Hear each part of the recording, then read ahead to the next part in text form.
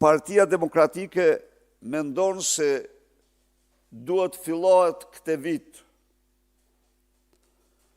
me buxhetin për fëmijët që lindin dhe për fëmijët. Fëmia i parë të ketë një trajtim mujor 60 euro në muaj. Fali, 1.000 euro në muaj. 1.000 euro. 1.000 euro. Fëmia i dytë 2.000 euro. E fjala për në vit. Fëmia i tretë 3.000 euro. Bonus. Fëmia i katërt dhe më shumë 5.000 euro bonus. Të gjitha këto të llogaritura për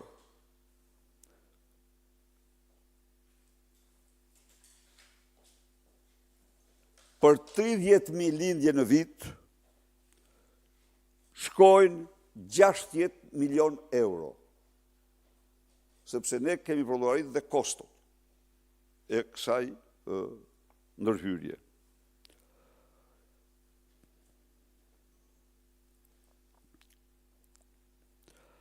Bonusi mujor për fëmijët e lindur, ato ishin bonus i përnjëhershëm, bonusi mujor për fëmijët e lindur, me këtë buxhet, do me thanë në vitin 2026, të jetë 50 euro për çdo fëmijë deri në moshën 6 vjeç.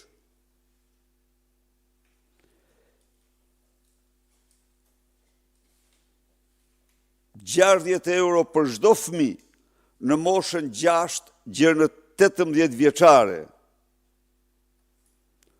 Vlera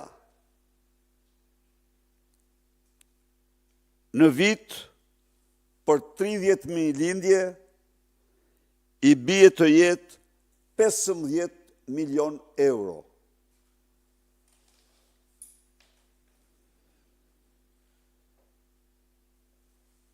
Zero pagesë për fëmin e tretë, apo më shumë për çerdhe dhe kopshte. Të gjitha i paguan shteti.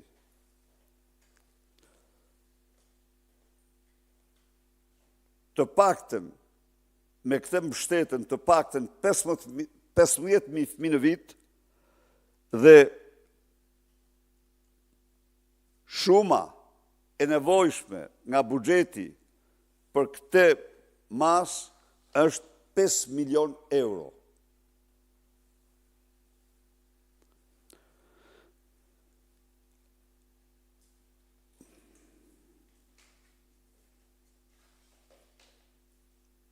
Rimbursim të ilaçeve për fëmijën e tretë apo më shumë në masën 120 euro në vit.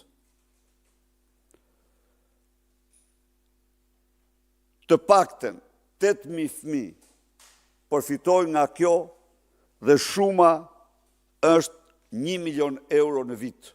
Rimbursim ilaçesh. Rimbursim i plot, fani.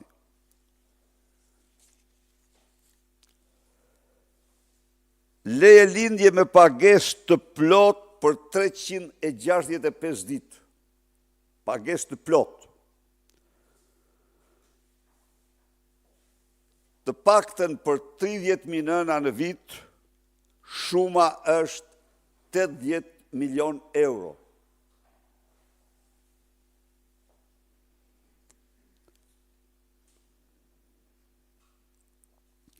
Tatimi mbi të ardhurat personale, mbi pagën. Nënat me 3 fëmijë përjashtohen nga ky tatim. Nuk paguajnë tatim mbi të ardhurat personale. Baballarët me 4 fëmijë përjashtohen nga ky tatim.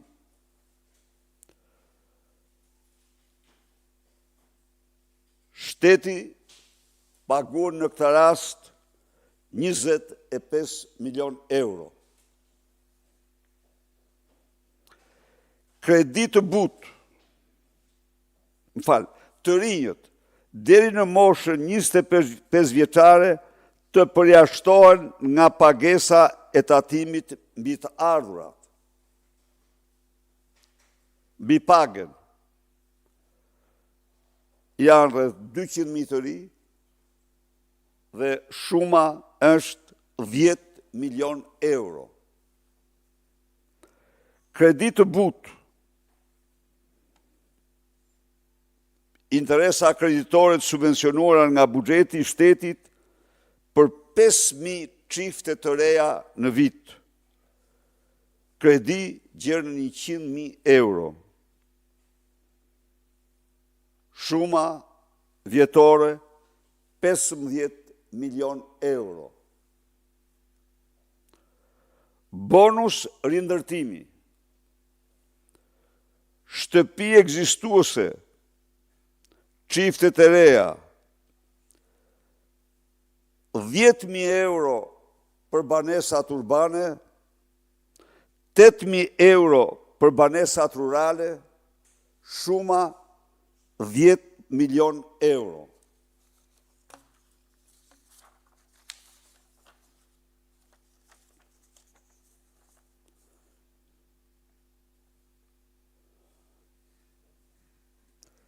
Subvencion, deri në masën 1/3 e vlerës shtesë që familja duhet paguaj për banesë më të madhe, si pasojë e shtimit të numrit personave në familje, linje të reja,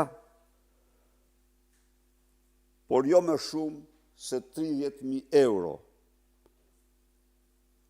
Në total, të paktën 500 përfitues çdo vit, kjo arrin vlerën 15 milion euro.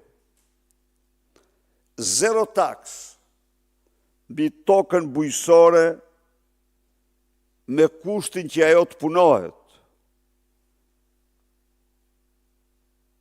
Shuma 1 milion euro. Përgjysmim i tatimit mbi të ardhurat personale dhe përgjysmim për çdo taks, tatim, tarif qendrore dhe vendore për ata që punojnë tokën. Përgjysmim. Shuma 5 milion euro. Për ata që rikthehen nga jashtë të jetojnë dhe të punojnë në fshat, zero taksa, tarifa, për 5 vitet e para, shuma 10 milion euro. Linjat e prodhimit, financim 50% i çdo linje prodhimi, por jo më shumë se 30.000 euro për çdo linjë.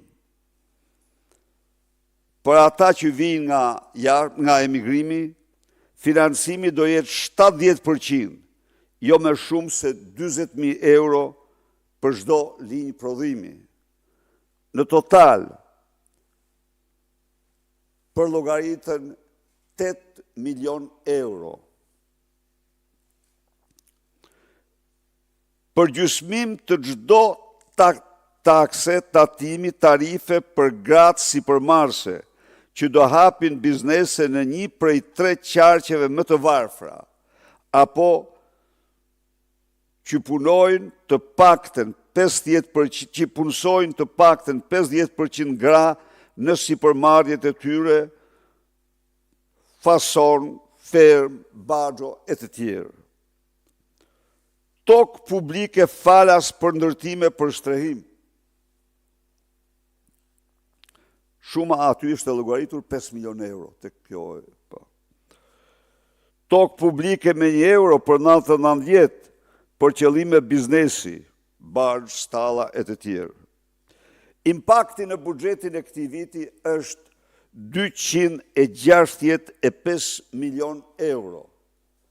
Impakti në buxhetin gjerë në vitin 2020 shkon gjithsejt 4 miliard euro. Natyrisht, kjo paket është vetëm hapi i parë, i domosdoshëm për të shënuar një kthes e cila synon të shpëtoj Shqipërinë nga shkretimi i plot i banorëve të saj. Fshirja, shurja, historia e kombëve është histori e linjes lullëzimit, por edhe zhdukjes tyre. Shqiptarët nuk meritojnë të zhduken. Shqiptarët duhet të mbjetojnë në trojet e tyre që nga kohrat i lirë gjersot. Kjo që ndodhë është katastrofa më e madhe demografike në historinë e kombit. Kur shqiptarët nuk kanë përjetuar një shpopullim të tillë nga asnjë pushtim, nga asnjë smundje, nga asnjë epidemi. Kjo ishte çështja që desha të sjell tek ju dhe që ne do mbrojmë në parlament. Së dyti,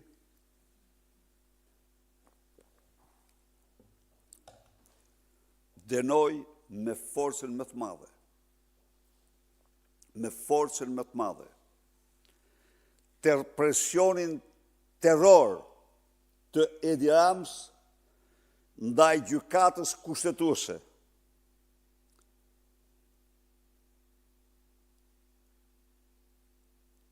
Dënoj me forcën më të madhe në një akt të pashembull.